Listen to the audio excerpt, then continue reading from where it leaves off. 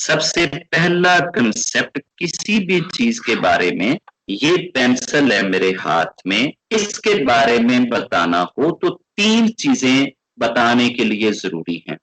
Time, ये चीज के लिए टाइम का बताना जरूरी है। अगर ये टाइम के साथ रिलेट नहीं है तो इस चीज की हकीकत सामने नहीं आ सकती। इसकी शक्ल कि ये कैसी है और ये कहां पे है, ये 3 बातें जरूरी होती हैं किसी भी वजूद के बारे में जानने के लिए, कि वो वजूद कब से है, वो वजूद कैसा है और वो वजूद कहां पे है, किस जगह पे है। ये 3 क्वेश्चन रब के बारे में हमें पहले जहन में रखने चाहिए। टाइम, फॉर्म और स्पेस। अब रब जो है, रब ने टाइम क्रिएट किया है, रब टाइम का क्रिएटर है। टाइम एक क्रिएशन है। टाइम कोई ऐसी चीज नहीं है कि जो मतलब कि ना वो रब ने क्रिएट ना करी हो और रब के होने से पहले से टाइम हो, ऐसा नहीं है। रब पहले है, रब ने टाइम को क्रिएट किया है। बात समझ में आ रही है? रब टाइम से भी पहले का है, रब ने टाइम को क्रिएट किया है। टाइम तो कुछ भी नहीं, टाइम तो जस्ट एक फीलिंग है। एक इवेंट से दूसरे इवेंट के दरमियान में जो गैप आता है, हम उस गैप को टाइम कहते हैं कि ये हुआ और अब ये हुआ। इन 2 एक्शन के दरमियान में जितना वो वक्त लगा, हमने उसको टाइम कह दिया। रब टाइम से पहले का है। हमारे लिए टाइम को महसूस करने की एबिलिटी रब ने हमारे अंदर रखी और टाइम को क्रिएट किया कि हम टाइम को इस तरह से सिर्फ आगे फ्यूचर की तरफ चलते हुए ही फील करते हैं। कभी हमने टाइम को पीछे की तरफ जाते हुए फील नहीं किया। कभी ऐसे नहीं हुआ कि आज रेनो आंटी इधर बैठी हैं और ये फील करें कि जनाब टाइम पीछे को चल पड़ा है और अभी मैं वो +2 की क्लास में बैठी हुई हूं। टाइम इनको बहुत पीछे ले जाए और ये जनाब उधर प्राइमरी क्लास में पहुंच जाए, फिर टाइम इनको पीछे ले जाए और ये मम्मा की गोदी में बैठ के फीडर पीने लग जाए। टाइम आगे को चल रहा है, एक दिशा को चल रहा है, एक डायरेक्शन को चल रहा है। तो इसको क्रिएट करने वाला रब है। अब इससे एक पता चला कि जो क्रिएटर होता है और जो क्रिएशन होती है, क्रिएशन क्रिएटर की मोहताज होती है, क्रिएटर क्रिएशन का मोहताज नहीं होता। और जो चीज पहले होती है बाद में आने वाली चीज की मोहताज नहीं होती, उस पर डिपेंड नहीं करती। जो बाद में आती है चीज वो पहले वाली चीज पे डिपेंड करती है, वो पहले वाली चीज की मोहताज है। अब टाइम अगर रब से पहले होता, रब के आने से पहले अगर टाइम होता तो फिर रब टाइम का मोहताज होता, टाइम रब का मोहताज ना होता।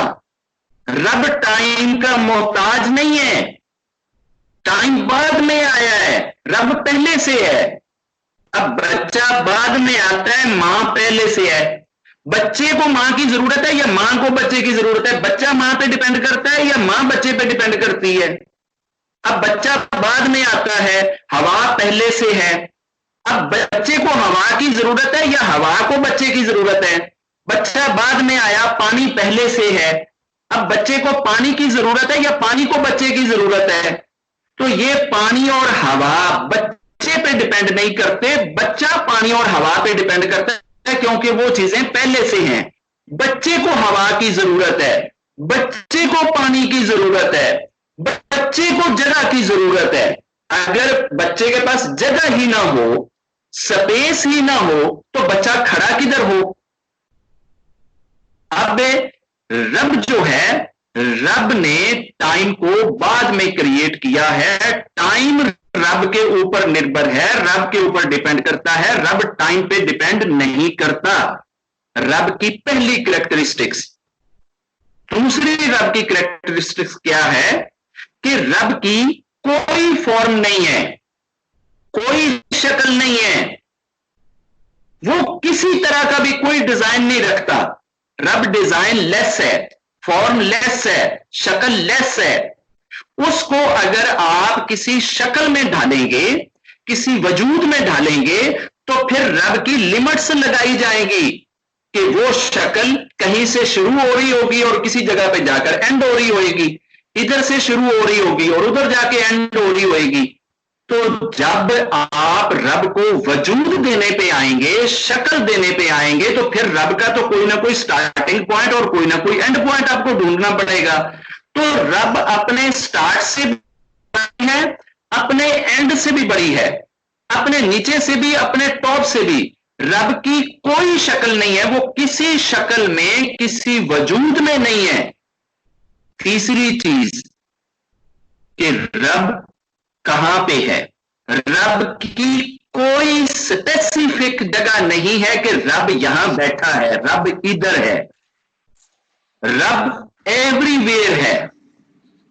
Where there is where is रब।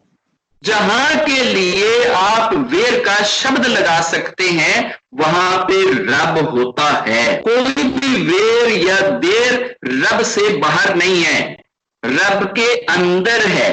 ये सृष्टि, ये यूनिवर्स और इसकी कोई भी चीज रब से बाहर नहीं है। रब ने सारी चीजों को घेर रखा है। रब हर तरफ है। ये कायनात रब ने घेर रखी है। रब एवरीवेयर है, हर जगह पे है। अगर आप अपने रब को सामने रखना चाहते हैं, तो फिर आपके पीछे खला है, फिर तो खाली जगह आ गई, फिर तो स्पेस आ गई।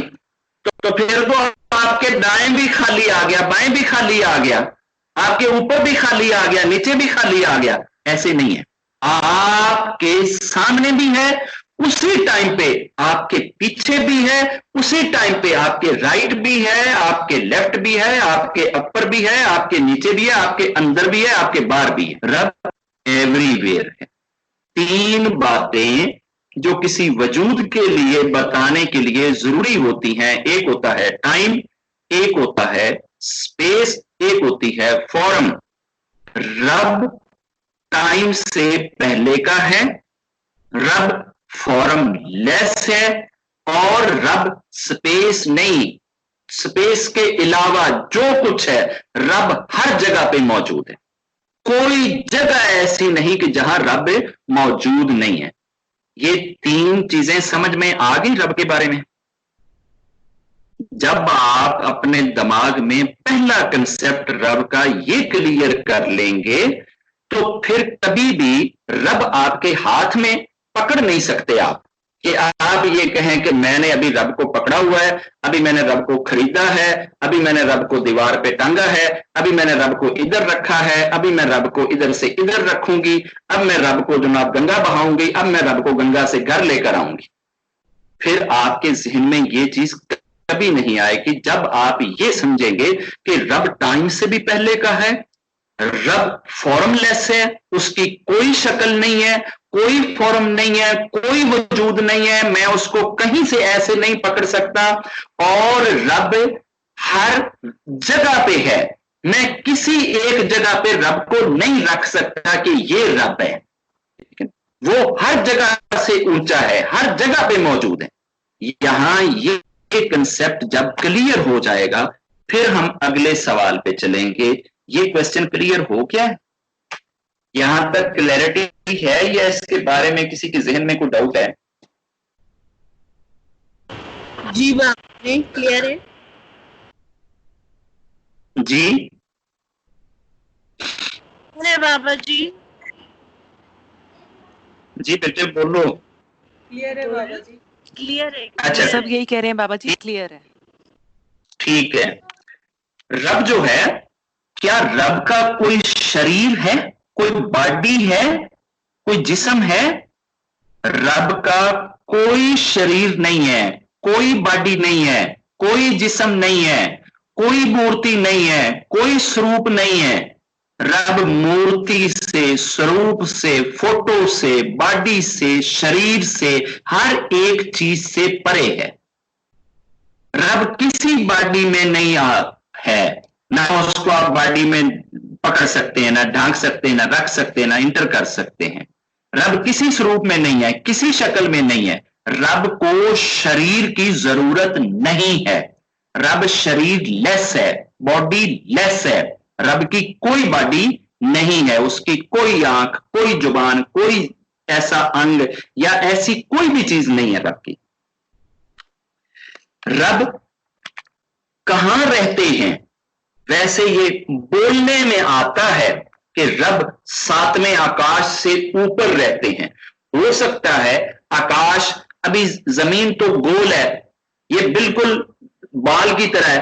बॉल के टॉप पे खड़ा हो उसे भी आकाश दिखता है, बाल के कोई नीचे खड़ा हो उसे भी आकाश दिखता है, बाल के कोई राइट में खड़ा हो उसे भी आकाश दिखता है, कोई लेफ्ट में खड़ा हो उसे भी आकाश दिखता है। तो आकाश तो कोरोना वायरस की जैसे शक्ल आती है, उसके चारों तरफ दांत निकले हुए हैं ना, वो चारों तरफ है ना। तो ऐसे ही ये पृथ्वी के या इस यूनिवर्स के चारों तरफ जो स्पेस है वो हमें आकाश दिखता है। और रब सातवें आकाश से ऊपर है, तो इसका मतलब है रब ने पूरी इस सृष्टि को, पूरी यूनिवर्स को चारों तरफ से, हर ओर से घेर रखा है। तो ऐसी सूरत में आप रब की कोई प्रॉपर दिशा नहीं कह सकते। अभी अगर कोई कहे सत्या इधर है, तो ये जो ऑस्ट्रेलिया वाले हैं वो कहेंगे सत्या इधर है, अमेरिका वाले कहेंगे सत्या इधर है, और ये वो ऊपर जो मतलब है कि नॉर्थ में बैठे हुए पोल वाले वो कहेंगे सत्या इस तरफ है, नीचे वाले साउथ पोल वाले कहेंगे सत्या इस तरफ है। तो उनको तो आकाश ऊपर कोई ऐसे देख के लगेगा ना, चाहे वो जमीन के नीचे वाले हिस्से में खड़े हैं, चाहे ऊपर वाले हिस्से में खड़े हैं, तो सत्या ना इधर है ना इधर है, ना इधर है ना इधर है। वो चारों तरफ की स्पेस के ऊपर वाली स्पेस में सत्या है।